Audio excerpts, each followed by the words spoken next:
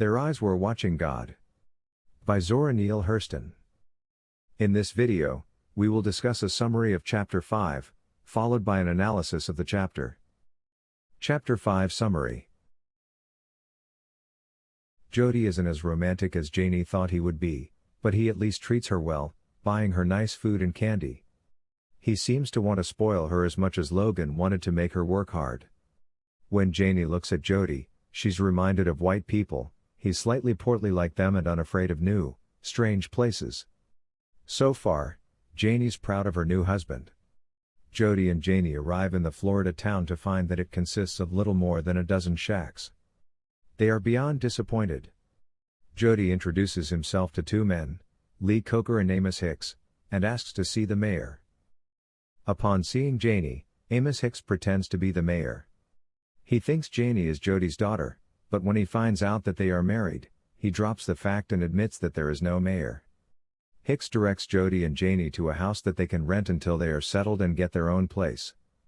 Jody and Janie head off, but Hicks and the other townsmen are already envying Jody for having Janie. Hicks, in particular, is jealous and begins going on and on about how popular he is with the ladies. Hicks thinks it's a good thing he, Jody Starks, married her before she seen me. Can be some trouble when I take a notion. Jody moves over to a porch to chat with a group of the townspeople, who tell him that the town's name is Eatonville, after the captain who donated land. The captain lives on a neighboring piece of land. After hearing that Eatonville contains only 50 acres, Jody makes a big show of paying cash for an additional 200 acres and ventures to talk to Captain Eaton to purchase land. Most of the village follow Jody just to see him get ridiculed. Meanwhile, Hicks doubles back to the house that Jody is renting to try his luck with Janie. He thinks the world of his manliness and grows irritable when Janie doesn't respond well to him. Instead, she tells him that he talks too much. Later that evening, Hicks has a conversation with his friend, Coker. Coker teases Hicks because all the other men know that they can't lure a woman like Janie away from an ambitious, powerful, moneyed man like Jody. Then Coker tells Hicks that Jody succeeded in buying 200 acres of land from the captain in cash.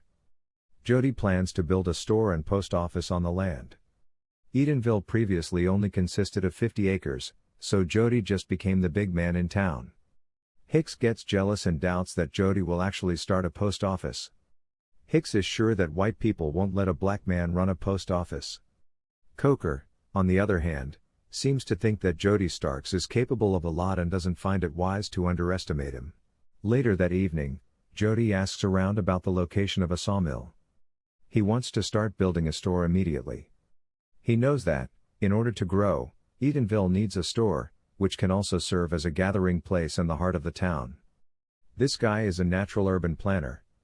After buying the land, Jody announces his plans to build a store and a post office and calls a town meeting. A man named Tony Taylor is technically chairman of the assembly, but Jody does all the talking. Jody hires Coker and Tony Taylor to build his store while the rest of the town clears roads and recruits new residents. Jody's business skills bring in new residents, so he is already making a return on his investment by selling off lots for homes. He also starts selling tons of goods from the store before the building even has a roof. For the grand opening of the store, Jody wants Janie on display. He wants to make sure that she always looks better than all of the customers, too.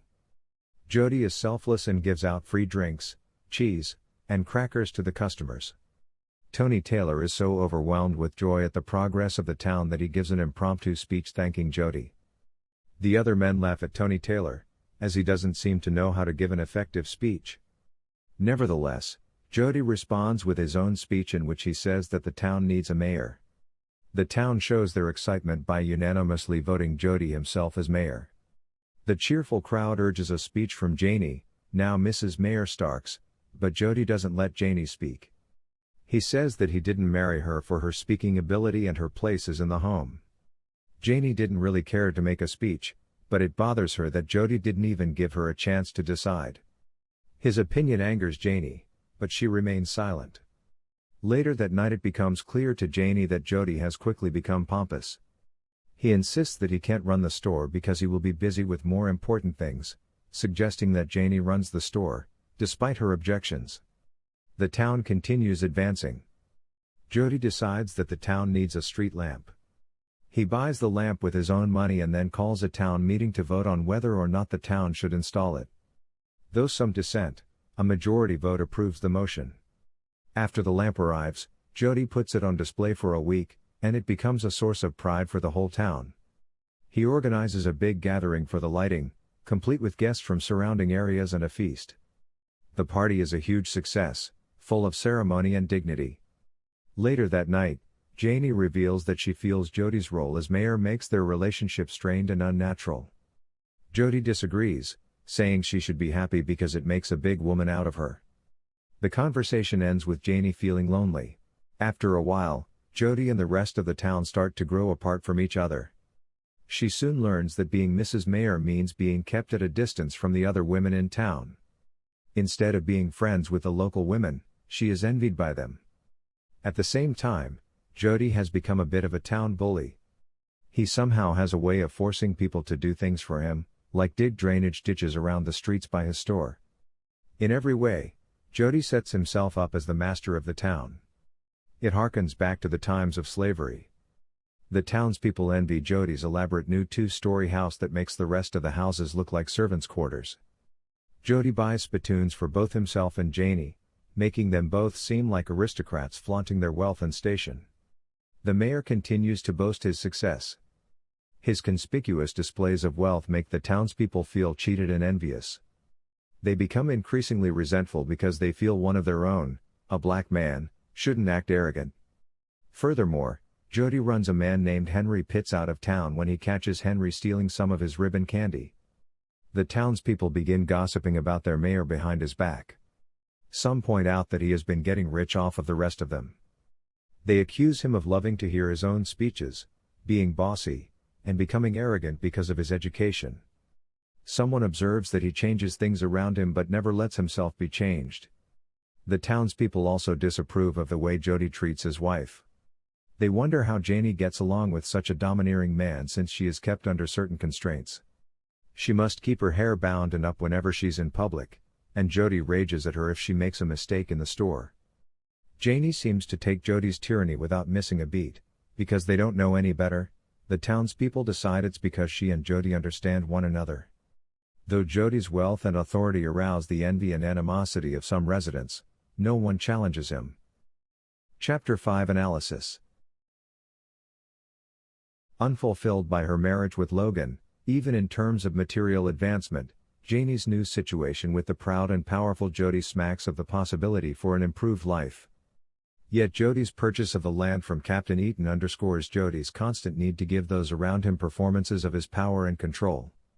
This foreshadows both the fact that Jody's desire for public control outstrips his desire to focus on his wife and marriage, and the fact that his desire for total power over Eatonville also translates into a desire for total power over his wife Janie, who he otherwise does not pay much attention to at all. This chapter explores the masculine power that Jody Starks embodies. His political and economic conquest of the town recalls the opening passage of the book about ships at a distance. Jody is one of the few characters whose ship does come in, but his success is more of a curse than a blessing. It becomes clear here that Jody's inflated sense of pride and ambition, which initially attracted Janie to him, is in fact a pathological desire to control the world around him, as exemplified by his usurpation of the town meeting and subsequent takeover of various aspects of the town in his role as mayor. Even though Jody declares his gestures are ones that will improve the community, he sets in motion a series of actions that ultimately will alienate the townspeople and cause them to resent his controlling behavior. Jody's refusal to allow Janie to speak in front of the townspeople is one of the first instances where we see the negative effects of Jody's ambitious, powerful side on his relationship with Janie. In particular, Jody seeks power over Janie by trying to silence her, to stifle her voice. Janie's reluctant decision not to react to Jody, and her discomfort with that decision, marks the first stage of her eventual recognition that it is important to her to be able to express herself, to have a voice. Though it is not made explicit in the text itself, Jody's desire to bring a streetlight to Eatonville symbolizes his desire to play God. His words at the end of his speech, "Let it shine, let it shine, let it shine," refer to a gospel hymn about Jesus as the light of the world. Jody wants his light, the light that he bought, built, and put in place, to stand for the Son and, by extension, God Himself. These words also hearken back to the Bible's account of creation, in which God says, "Let there be light." That is, God brings light to humankind in Genesis, and, similarly, Jody wants to bring light to the townspeople of Eatonville in order to situate himself as the most important man in town. His desire to have a symbolically big voice further emphasizes his attempt to stifle Janie's voice, to give her no voice. Jody sees power as something you can only have at someone else's expense. Janie is able to be perceptive about the townspeople's feelings of jealousy toward her and Jody and their resentment about Jody's pride in particular, as she too is a victim of Jody's tendency to subjugate others. Their home is merely a concrete symbol of Jody's desire to recreate feelings of servitude among those in his population, in order to make himself feel important and secure, even if he creates a situation reminiscent of slavery with its big house and surrounding cabins. He appears to them as a darker version of the white master whom they thought they had escaped. Jody never accepts Janie for what she is. Instead, he tries to shape her into his image of the type of woman that he wants. As hinted in Chapter 1, Janie's hair is an essential aspect of her identity and speaks to the strength of her person. Her hair's straightness signifies whiteness and therefore marks her as different from the rest of her community, and even marks her parents as deviant. Furthermore, its beauty and sensuousness denote the sexual nature of her being. Jody, in order to achieve complete control over Janie, must suppress this sexuality. Because he doesn't want her to inspire lust in other men and is scared some de rest of us men's might touch it round dat store, he orders her to wear her hair up in rags. Janie's hair is a symbol of her fertility and sexuality, and also refers back to her identity as a mixed-race woman. Jody's need for Janie to cover up these parts of herself once again reveals his pathological need to have control, here, specifically, control over his wife's sexuality and unique sense of identity. Though Janie's hair exudes feminine sexuality and is a locus of contestation among the men, it also has a masculine quality. Because of its shape, Janie's braided hair is clearly a phallic symbol. This phallic symbolism is typical of Hurston's deconstruction of traditional categories of representation. In Janie's hair, feminine beauty, traditionally the object of male desire and aggression, acquires power and becomes the acting agent. Janie's hair represents the power that she wields, her refusal, in later chapters, to be dominated by men and her refusal to obey traditional notions of female submission to male desire. The silence of the townspeople, in a position of servitude to Jody, parallels that of Janie, implicitly emphasizing the intensity of Janie's silence as the bearer of the greatest amount of Jody's abuse. If this video helped you, be sure to give it a like, comment, and subscribe for more helpful content.